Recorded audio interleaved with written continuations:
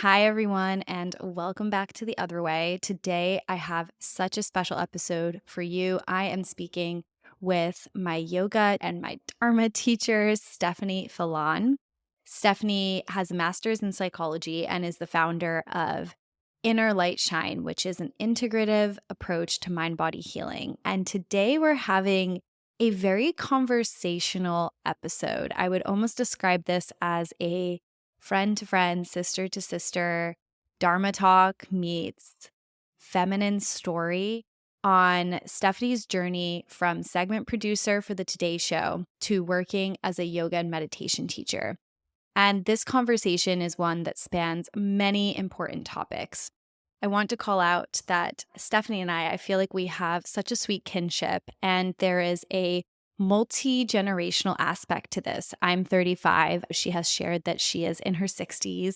And there's just something so special about exploring women's stories who aren't necessarily of the same age that we are. There's so much to be learned from that, and especially Stephanie's story. So today we talk about some of those really raw human topics, such as the topic of transition, the practical and spiritual aspects of a massive life change. Stephanie went from segment producer in New York City to living life and teaching as a yoga teacher. And this was a career switch that happened quite a bit later in her life. We talk about the power of loss and grief as a catalyst for transformation, how Stephanie's experience with losing her brother helped propel this change into a deeper awakening. As a collective, there is a lot of grief and suffering and loss that happens every single day. It is one of the most human experiences and one that can be quite a powerful change maker if we allow it to be. We talk about the power of meditation and mindfulness, not just the benefits, but the tangible how behind this practice, the power of finding the Dharma or spiritual wisdom in everyday life, how bringing it into your movement routine or even a traffic jam can be part of your practice. I think for those of us who aren't particularly associated with any one single religion, and even those of us who have a very deep faith, can find it difficult to translate the wisdom into our day-to-day life. I think that there is also a very deep hunger for a lot of us for spiritual wisdom. And how can we cultivate that for ourselves on a deeply personal level in everyday life? We're going to be diving into that today. We're going to cover how Stephanie navigates life as both a business owner and a spiritual teacher, especially when her business and her livelihood is linked to something so deeply personal in her life, and so much more. This was such a beautiful conversation and episode that I know will be inspirational for anyone, those looking to go deeper into a spiritual practice, those wanting to make a life change, or those who are looking to cultivate an experience of interconnection in everyday life. This is a must listen. And without further ado, let's jump on in. Stephanie, in the flesh, almost. Always got to see you today in studio.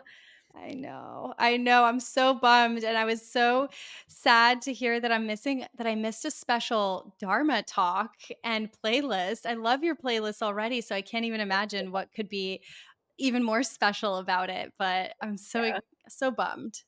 Well, I think because I was listening to your podcasts and I was listening to the podcast you were doing with the Zen person, Leo? Leo. There was something in that conversation that inspired the Dharma talk and the playlist. So, and then I think you were also sharing with him about going more inward and not doing such Mm. vigorous practice.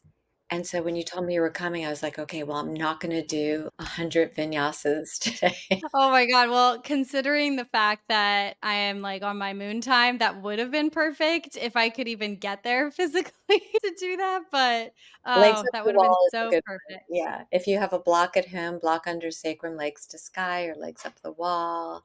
Those I are will do that right after this. I will good. do that right after this. Good. Okay, before we get too far ahead of ourselves, I would love for you to start by sharing with the audience what are 3 words that you would use to describe yourself? I love that inquiry. Love that. Empathic, transparent, curious. I love that. Oh, they all resonate with my perception of you, which is great I love that. since it can be it's so common. I was just speaking with my husband about this that we meet people and especially people that we don't hang out with every single day, right? Like I come to your classes and we create this like projection of who people are, but those words definitely align with my projection of you. Yay. So I feel like it gives the audience a flavor too. Yay. Good. Yes. Well, I am so excited to talk a bit about your story because as I mentioned, have been going to your classes for a while. I absolutely love your teaching style. It feels like the perfect blend between Dharma and insight and self reflection, and then mindful, intentional movement that goes along with that. And it's very rare, I feel, to meet a teacher that combines both so well, where I feel like I'm pushing myself physically, but at the same time, by the end of the class, in most of your classes, I feel connected to my breath. I feel connected to my body. I don't feel like I'm tapping into that extremely goal oriented push through it side, which is my Achilles heel. Even though I do work hard, the energy is different, right? Like the way the journey of the class feels so different. It's not just purely about how hard can I push myself and can I push myself past certain limits as much as it is like how connected can I feel. And that is just such a rare gift. And as I've gotten to know you and I've also read your blog, went onto your website, you have such an incredible story. And it is actually surprising to me that you haven't been teaching yoga your entire life because that's what I Aw, imagined that you so do. interesting.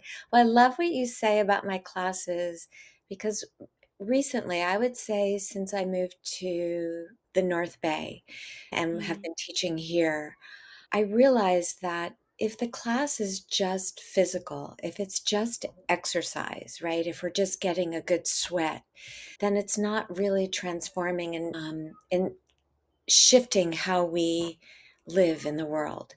And then I don't feel mm, like what I do is transcendent enough. And I started to think about, well, I love the physical movement, right? And we only have so much time in the day. So you want to go and you want to feel like you're working your body and you're bringing benefit physically, right? But then if you're not adding in the breath, you're missing the piece that you're going to take off the mat with you because when you're stressed out, you're not going to be able to do a vinyasa. You're not going to say, just a second, you know? 100%, 100%. And that's really special. I was going down a Reddit thread not too long ago reading about Ashtanga yoga, which feels to me like it has that kind of almost like spiritual element to it, like inherently. And I read a lot of people writing on that Reddit thread that their Ashtanga practice is not their workout routine. They actually do something outside of that. And I think you make such a good point that why can't the movement and the breath, like, and that sense of connection be part of both in a way, right? Because Because, we don't yeah. have that much time. It amplifies the benefit and you can get it there, and it's interesting because Ashtanga is my root, right? Mm, So, I love the Ashtanga practice, and it is very deeply rooted in the tradition. It has a very powerful lineage, so it's not made up, and it's not mm, just gentrified, right? It's not, like, part of the derivative of the derivative of the derivative. It has very strong roots to it. And so if you are in a class, it does have that underlying groundedness because of where the it's generational, the lineage of it, right? And so, but not everybody, it's no longer part of like daily practice. Ashtanga is not mm, really offered everywhere, that 6 day a week practice. So I like to take that physical practice and without giving you scripture and without needing the students in the class to be dependent upon having that vocabulary, that understanding, can I offer that from just my presence and how I'm teaching and the intentionality of what I'm offering, that it's fused Mm. with that without saying that. And then I really shifted from, I still do a lot of referring to the Yoga Sutras or the philosophical foundations, but I also found for myself, if I'm talking about something that's so esoteric, the immediacy of it, and we only have so much time in the class. We're not doing a workshop, we're not on retreat. So my Dharma talk started to shift more to fundamental, real, everyday, what's on your mind? How are you responding to this? What's the anxiety that you're experiencing? Can I shift you from saying anxiety to energy? Celebrate how you're relating to what's happening in your life in this short little Dharma before we practice.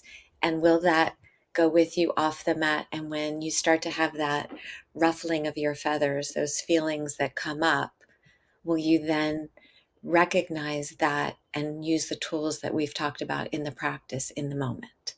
That is huge. That is so huge. And I especially love that one example that you shared around almost like transmuting or shifting the labeling from anxiety to energy, because it does take on such a different experience when we see it that way. Anxiety feels like something that is wrong, that we want to resist. And the paradox there is that, at least in my experience, the resisting of anxiety makes it worse. And so I love, love, love that you mentioned that, and that you mentioned that here for everyone to hear as well, because that is just such a powerful takeaway. It's Yeah. huge. It's like you start to reframe things. It's like energy is moving through you. It's not static, it's not constant, it's not immutable, right? So energy moves. And then when you have anxiety, you're like, I am anxious. So it's like you concretize the experience rather than you could even just reframe that and say, there's anxiety moving through me. But it's just energy, right? It's just Yeah. shifting. And then you have that moment where you can take a breath, or you can, what I, my Dharma today was like, because it's always something that I'm experiencing. And then I'm like, oh, I Mm. bet if I'm experiencing it, we're all in this collective, right? It's not like we're all the students. So I was thinking, like, wow, when you think about the past, because of this conversation, went back into my past and thought about, wow, this happened and that happened. And sometimes you're like, oh my God, yikes. But then you're like, wait, yeah, like when I think about that, I get this stirring that we might call anxiety, but it's just energy. And what is that? It's like the lesson that was learned, that was like at the time or even in reflection, challenging, right? Like the Mm. lessons can sometimes feel pretty emotional, and you can Mm. feel throttled by them or aghast. Oh my God, what was I thinking? Or what was that? But then you're like, no, what was the lesson in that? It was a beautiful moment. It cracked you wide open. It led to this moment, right? Like you're not born in a state of consciousness. Purpose is presence. And Mm. presence and purpose comes out of living your life. It's not like you're born with that awakening, or maybe we have that in us and we're just peeling away the layers to get to that. I was thinking about that. We're in the past, that creates anxiety. We're in the future, that creates anxiety. Rename it to energy, reframe it to, if I'm in the past, how did that serve me? How was that experience something that didn't happen to me, but for me? Something in the future, we're catastrophizing it. What if in the future we just imagined what it is we want to have happen? So that was my Dharma Mm. today. Ah, I can't. Well, I'm glad I got a We taste. got I'm it. glad I got a taste. That is beautiful. That is so beautiful. And I also just want to call out that I appreciate that there's that element of not just even reframing anxiety and energy into energy, right? But also the ability to choose our relationship to those thoughts that you and you're naming that right now, that right, like past thoughts can cause anxiety, future thoughts can cause anxiety, and we have a choice in the moment of, do we want to focus on that anxiety or energy, or do we want to reframe that? And I think that is just such a powerful, powerful skill. But before we go down that whole rabbit hole, I want to have you share with the audience a bit of your backstory, because I think your career and your life and this evolution that you're on is just so deeply fascinating to me. Because as I mentioned, I thought that you just taught yoga like your entire life. Like you were just like born from the womb teaching yoga. I'm just kidding. I know that wasn't true. But when I read on your blog that you went from segment producer for the Today Show to a new career as a yoga teacher, and I think that this was like a bit later in your life as well. I mean, this transition in of itself is wild. Can you share a bit of the backstory? Like, how did you get to doing what it is that you do today? So I work I when I got to NBC News, my first job was typing up timesheets in the payroll department. And I was catacorner to the HR person. So I heard that they need someone on the political desk to answer phones. And I was like, she goes, "You already have a job." I'm like, "But it's temporary." So literally having absolutely no experience in network news or anything, I got this assignment on the political desk during, I think it was the 19, I can't remember the election campaign anymore, but like thinking about that, it was before cable. I mean, so there I was answering phones, and Tom Brokaw, which I don't know if your audience even knows who Tom Brokaw is, but he was the anchor for him. He's like the Lester Holt, right? He was the network news anchor, and I was answering phones on the political desk. And the short version of the story is that I just worked my way up the ladder, and 15 years later, or like 10 years later, I was at the Today Show, and then I was at the Today Show for 6 years. So that story is a whole other amazing, I don't know how that happened. I mean, Well, kind I of, mean that's like a crazy once in a lifetime, not once in a lifetime, but very unique life path to go yeah, down. But yeah. I think what's even wilder to me is to then be like, "Oh my gosh, so you invested all of that time moving up that path and now you pivoted." I mean, if everyone is, it's even almost better everyone's listening to the intro of this conversation, and then they're like, you went from that to this. And I think that's just so, how did that happen? Was it a spiritual awakening? Was it like one of these Silicon Valley mushroom trips that everyone's talking about? That's so funny. Well, it's funny, like even that word pivot, it wouldn't have even been in our consciousness at that time. Like it wasn't the way, it wasn't the frame around the world that I lived in.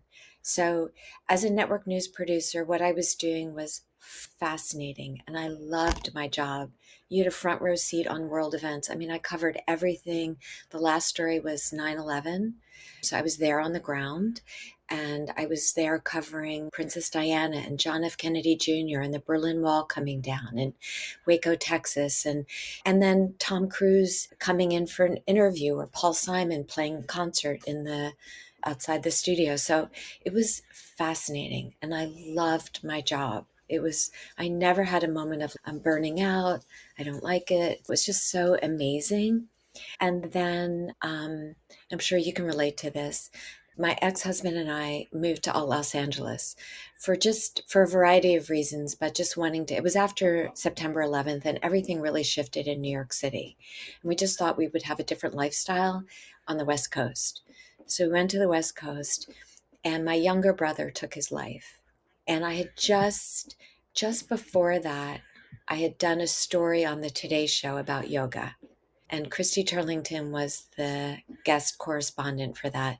And I was interviewing my root teachers, the teacher that changed my trajectory. So I had a yoga practice, but it was over here, and there were many months where I wasn't practicing because I was on the road traveling doing whatever, and so I wasn't like serious. I was serious about yoga, but not like it was it was just occasional. It wasn't everyday practice. I don't know, I don't want to say I wasn't serious, because I was fully engaged, like my whole heart was in it, But when I was traveling and I wasn't looking for where a yoga studio was to do yoga.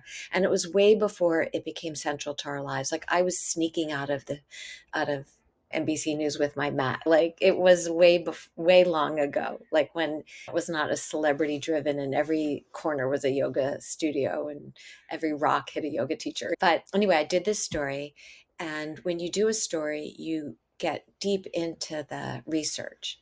And so that was like a revelation to me. And I just became fascinated. And I got to know my teachers like this.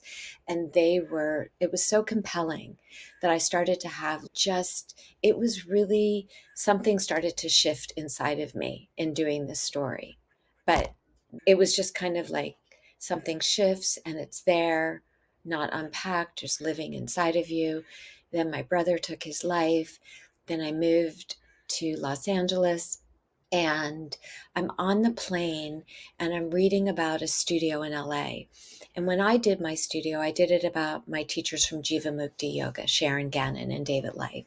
Super powerful, like very dynamic, deep rooted yoga teachers. Like, just, I don't know if they would necessarily be who other people would have interviewed, right? It would be more like mainstream yoga teachers that you've heard of, like Rodney Yee. So Sharon was like black hair, they were tattoo clad, which was not typical in that time, right? It's the Today Show morning crowd, right? So I was able to do that story with them. And then there was a teacher who heard that I was doing the story that wanted to be featured. And I said, well, no, I'm already doing it about these teachers. But I saw that she was at this teaching at this studio in LA, and I was going to be there. And so it was before the website. So I went to the studio to take class, and I got there, and her class was being subbed out. Now, my brother had died, so I was super raw. I was in a very like tender place. And I planned my whole day around going to this class. And like I said, there's no website, right? So you don't check the schedule. And so so I started to cry. I burst into tears.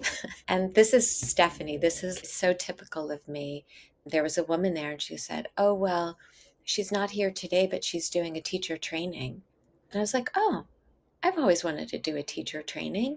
And I have this time off to move out to the West Coast from the East Coast. Like I took a chunk of time off, and some of it to mourn my brother, and some of it to move out West. And I was like, oh, that'll fit in perfectly. Good, I'll do that. And then I did. And at the end of the teacher training, I'm lying on the floor in Shavasana. I'm looking up at this cavernous ceiling. And this just came to me, inner light shine. And I thought about my brother. I feel a lot of emotion now. I haven't really talked about this. And I just thought, he took his life. And in my mind, it was like he wasn't able to connect with his value. Like we all saw, the world sees it, but that person who's in that suffering doesn't feel their illumination. They don't feel their light. And I was like, I don't want anyone else to feel this way. I'm going to become a yoga teacher and ensure that everybody, like that was my mission. And really what really happens is that it ignites your own path of awakening. Like you really, first and foremost, you have to find the light within yourself. So really what my journey has revealed to me is all of the shadows within me, all of the unhealed parts in me. And then through that process, then you can truly be in service to other people, and we can be on this journey together.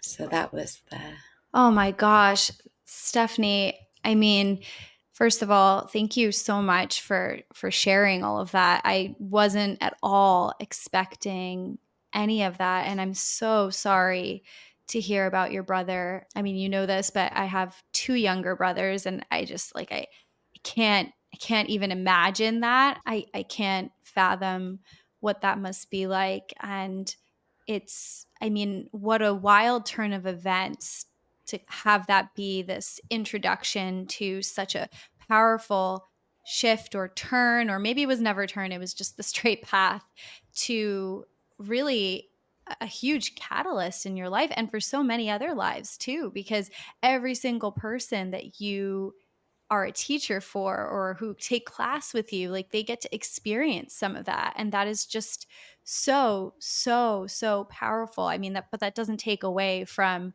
the kind of spark that had brought you to this place so unexpectedly. I mean, that is just such a wild story. Oh my gosh. It becomes very foundational and really very powerful because that flame is always burning.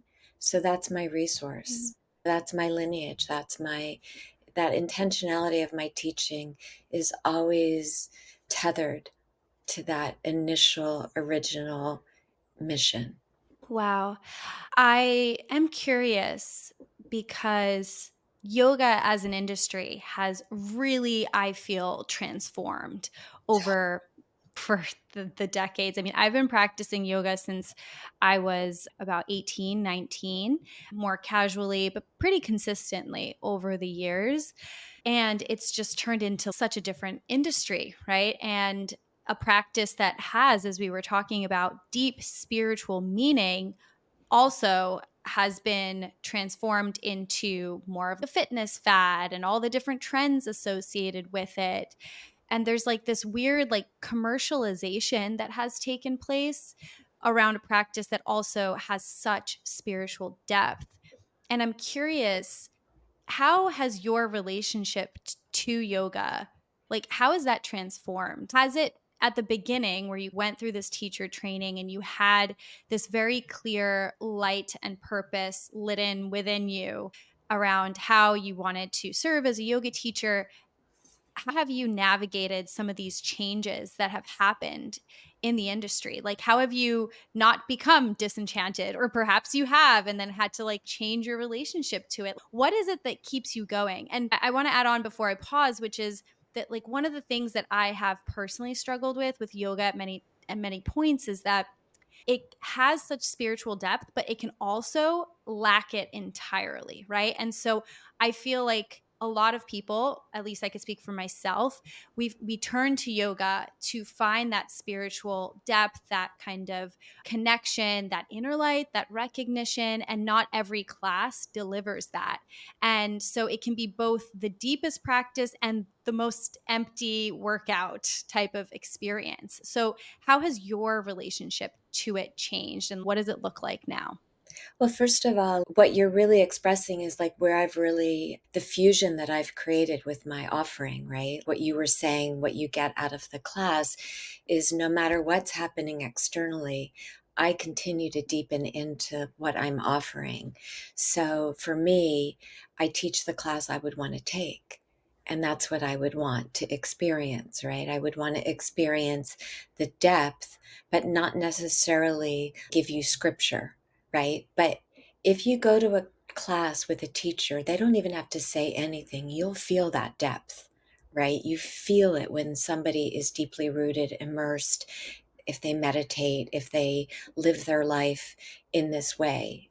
And it's like one of the things about teaching yoga is that if you're teaching it for me, then it's essential that I live it. And if I'm living it, then you're experiencing it with you when you're in my class, hopefully. So, one of the things that happened very early on for me is that I have this reverence for teachers. I thought it was audacious to become a teacher.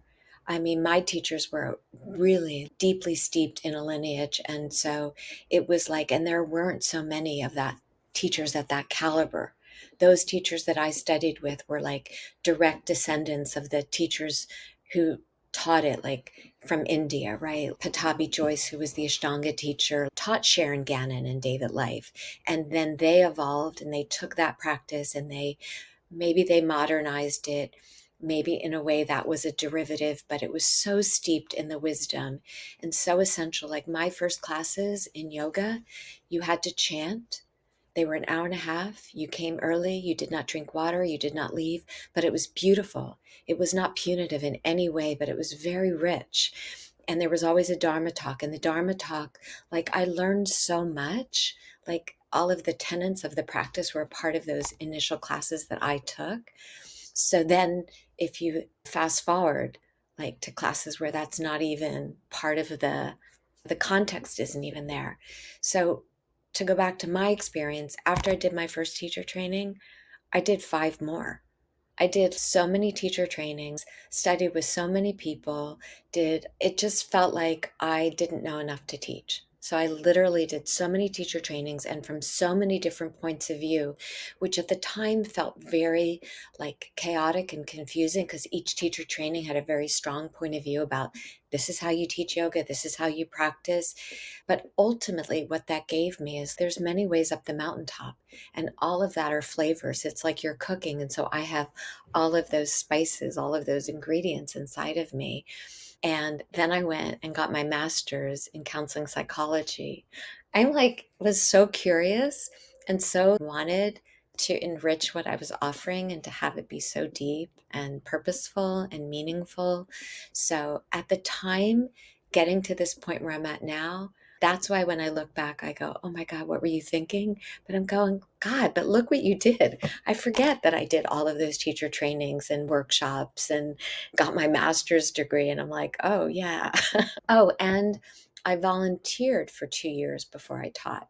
Like that doesn't happen anymore. Teachers just come right out of teacher training, and I'm not judging at all. I'm not saying that people shouldn't do that. But for me, I volunteered for women in a homeless shelter. I worked with kids who were like on their last leg before going, like juvies. It was so powerful to be of service for 2 years, learning how to teach. And then when I did my final teacher training, not my final, because even after I taught, even after I moved to Marin and I've been teaching 20 years now, but even after teaching for 10 years, I still did another teacher training here because there's always so much to learn. And yeah, so it's just an So it's ongoing. been like an ongoing transition. It's interesting because one of the things that I heard you say is that there's like this element of so many different spices that you're able to, the metaphor of spices or the teachings that you're able to bring into your class. And I think that that is definitely shows through in the style of your teaching. But the other thing that I thought was really interesting that you mentioned was that it is so important for you personally that you're sharing that you also walk your path, like as a teacher, as a student of yoga and the Dharma. And I think that this particular topic is going to be really interesting for people because we're living in a day and age where religion is really on the decline. Something like the stat that I remember from last year when I was looking at it is it's about like 30%, maybe 40% of people in the United States identify as spiritual gnomes, which are they do not have a religious affiliation. And there's this huge void, I think, around that deeper connection that people are seeking. I think that that is like such a universally human existential thing. And yoga, I mean, even as you were describing it, there's so many different flavors that come into your teaching and your practice. What does your spiritual practice look like? And what do you lean on in order to foster that connection? And let's start there and then we can go to like how can people who aren't part of necessarily like a specific community find elements of that, because I do think that is missing in society, and what we're seeing is workism filling the void, addictions filling the void, because there's something is missing when we don't have that deeper thing to connect to. So what does your spiritual practice look like? That's so interesting. I realized that I didn't actually completely answer the question before. I talked about the seriousness with which I take this offering as a teacher. I take it very, very seriously, and it's very important to me. I don't take myself seriously, but I mean, I'm not like, oh, I'm so important, but I just feel that it's a privilege and it's also part of my counseling psychology training. It's you're holding people's psyche, the things that you say, the way that you touch, the way that you offer. Like you never know that my brother's not in that room feeling that on that day. You never know what a person is experiencing. So I feel such care. And the way that I've been able to stay anchored and grounded, and it's a continual practice, is not to like, it's none of my business the business of yoga, the derivatives, the way that it's been monetized, or the offerings. If I can just stay focused on my path and my purpose and not pay attention to what you're saying in terms of its explosion and it's everywhere, and some of it is just feels like Eastern gymnastics more than it feels like a yoga class. It's none of my business, and if people are enjoying it, like, great. But in terms of what aligns me is being purposeful and offering something that I think would be meaningful physically and spiritually, and, like, in terms of life guidance. So I write, meditate, I contemplate, I'm incredibly curious. So I listen to tons of podcasts, I watch documentaries, I read. I am so interested in the human condition. I'm so interested in human beings. I'll share, I watched a documentary, Will and Harper, about Will Farrell and Harper. I forget Harper's last name, but they were castmates together on Saturday Night Live. And it's a documentary on Netflix. And it's really about this person, Harper, who was a writer for Saturday Night Live, his transitioning into a woman from a man. So you would think, what does that have to do with yoga? Like, why are you sharing that story with students? Because we're connecting with our shared humanity. And here's a person who could not live in his authentic skin for decades of his life.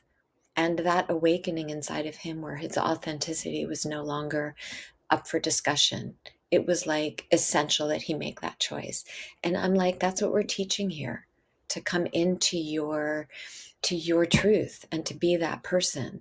So that's what that's my practice. That's my soil, is like being awake to the world. It's not like going into a cave and meditating. I've done 10-day silent meditation retreats. I meditate, I read Ram Dass, I read Eckhart Tolle, I read all of that stuff, but I balance it also with listening to tons of podcasts about really interesting people doing really interesting things, so that my practice is fueled by all of it.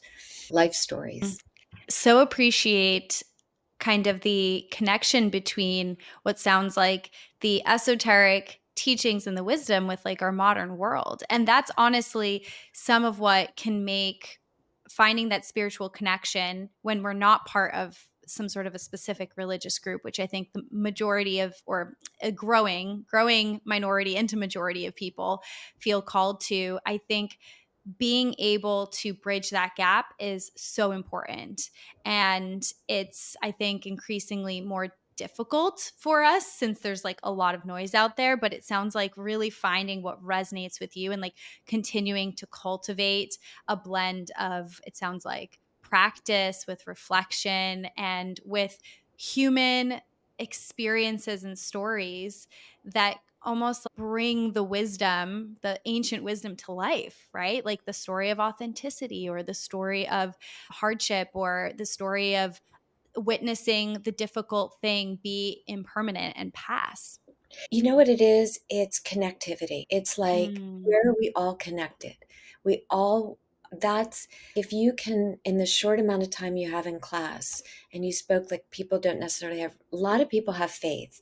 So you don't want to in any way dis, discredit like where they get their faith from. If they go to the synagogue or the church or wherever they get their religious connection. If that's happening, you can still come to yoga. It doesn't have to be a yeah. religious experience.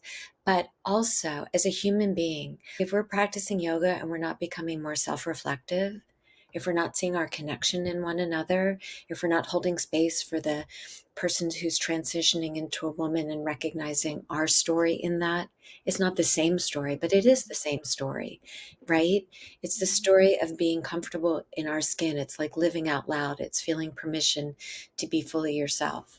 And isn't that the same story? Mm, And shouldn't we take that as an invitation to be kinder to all people and to ourselves? So that I feel like all of that potential is in what I'm offering in class. And mm, and I think it has to do with how yogis take their practice off the mat. I lead retreats, and I was on a retreat, and it was like we were in Morocco, and it was a very challenging retreat. But what I found interesting is that people don't necessarily see the challenges they face off the mat as part of the practice. And that blind spot is the shade that I want to lift. I want people to, right? And also, if I see it in someone else, I'm like, okay, that's been you, and it still may be you. So that person is teaching you who you don't want to be and what you can open up and find compassion for that person for Mm. whatever reason they're still unable to have that self-reflective awareness that what they're doing is unkind, and holding space for that unkindness is challenging. And they're practicing Mm. yoga, and we're like, wait a minute, like this practice is not just warrior two. It's not getting your foot behind your head. It's not getting up into a handstand. It's being kind in the most challenging of circumstances. It's not like, I paid Mm. my money for this experience and I want it. But yes, you did. That's true. And you deserve the highest caliber experience of whatever it is that you want. But life is life. And sometimes there's an earthquake, and sometimes things happen. And how do we become fluid and gracious in those situations? So huge. The and statement there, right? Yes, these were the hopes. You are, oh, somebody actually said this the other day. Inherently, we are all worthy and deserving, but we are not necessarily entitled to the Yeah, experience yeah. that we want, Like, oh, I right? Like love that. What did you that was so good so after good. So good. We are worthy but all not entitled. worthy and deserving, but not entitled. Worthy, but not entitled. I think that that is so, You so might be hearing huge. So that in a huge. Dharma talk. Well, I You think that see? was my therapist. So, Dr. Steph, shout out to you. I mean, Love it. that's what I mean, like, for me, like, everything is alive. Every moment of every day is like an opportunity to take that into the practice and the offering as a teacher, Mm, and then you say, "What is my practice?" Trying to live my practice. It's hard. yeah. It's hard to be a good person. Yeah. I have to ask you a very practical question because I feel like, especially yoga teachers or meditation teachers, of which you are both, so this is great, or psychologists, like anyone who is also being of service, where the work that they do is so tightly connected to also their personal practice, who they are. I mean, you spoke to the alignment that you practice every day, and some of your Dharma talks come from things that you are experiencing. Like there's a very personal aspect to that. I'm curious, how do you juggle that with also the fact that your work is also in a way providing for you and offering you in many ways it's connected to like survival, right? Like literally bread on the table, rent being paid. How do you balance those two things? Because there, at least I'll speak for myself, work can often trigger like a very survival like experience. There's like fears there enough, or stress because there's too much, right? Or I'm happy because there's too much but also overwhelmed. But it must be so much harder when that work is also so deeply personal. So how do you juggle that? What has your experience been with that, right? Like work life balance, but not Well, really, it's not the balance, it's more not about your relationship to it that I'm yeah, I curious mean, about. for me, like, living the practice is not work, it's beautiful. It's so Mm, beautiful, like, you're this has been very reflective time for me. Like, your inviting me so generously to this podcast has been it catalyzed this deep reflective time for me to stop and to think about and to examine all that I poured into this path and 2 decades of life experience.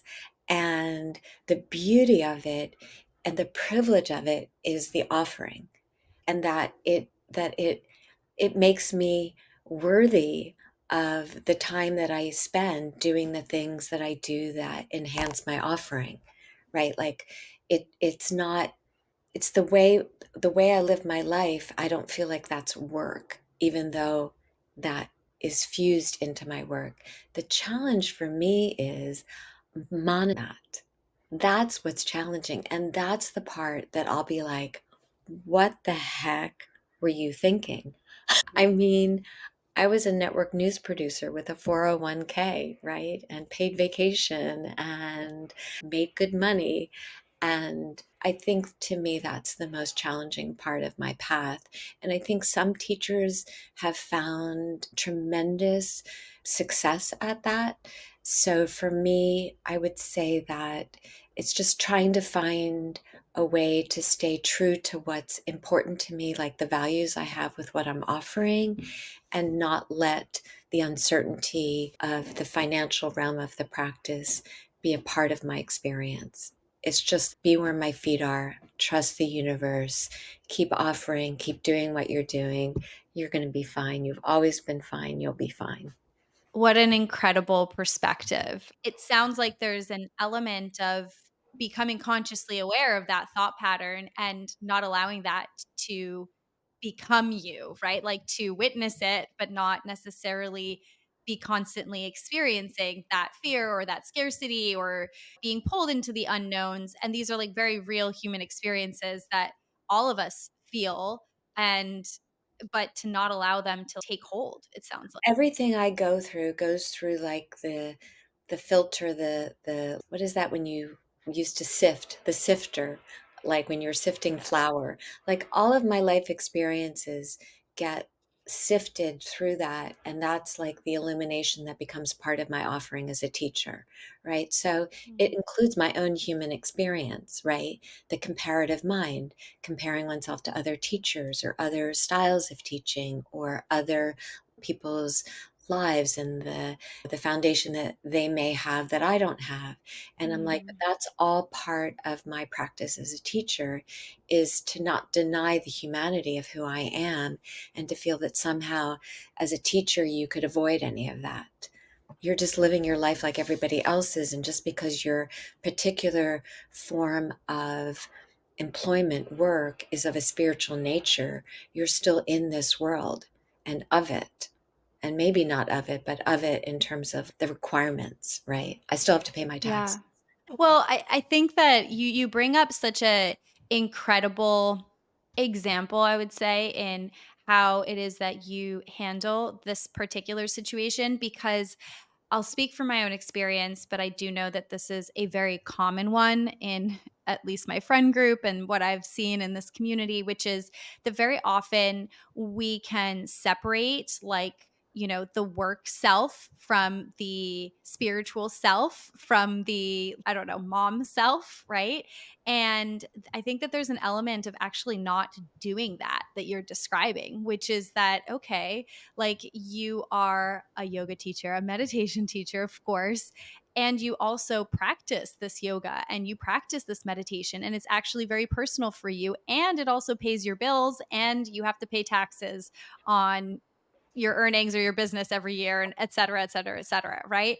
And I'm curious, what would you say for people out there who struggle with that? And these, especially people who actually have a job that they maybe don't feel as connected to, but they want to feel that connection that they feel in yoga off of the mat, right? When they're going to their accounting job or their coding job or whatever it is, barista job, like how can they bring a smidgen of what you're describing of that connection into their day-to-day life when they don't feel that personal connection per se to their work?